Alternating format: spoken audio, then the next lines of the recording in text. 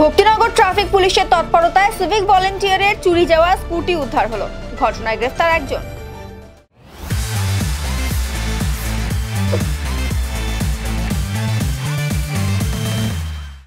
ধৃতের নাম অর্পণ দর্জি। জানা গিয়েছে প্রায় 1 মাস আগে কালিম্পং এর এক সিভিক ভলেন্টিয়ারের স্কুটি চুরি হয়।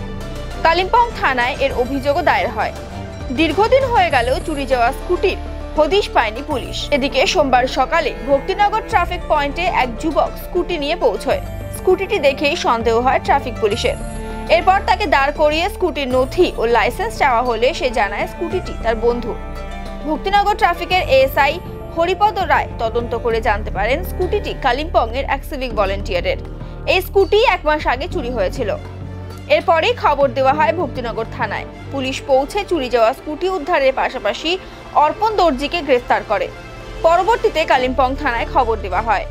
এদিন সমস্ত আইনি প্রক্রিয়া সম্পন্ন করে উদ্ধার হওয়া স্কুটি ও ধৃত যুবককে কালিম্পং পুলিশের হাতে তুলে দেওয়া হয়।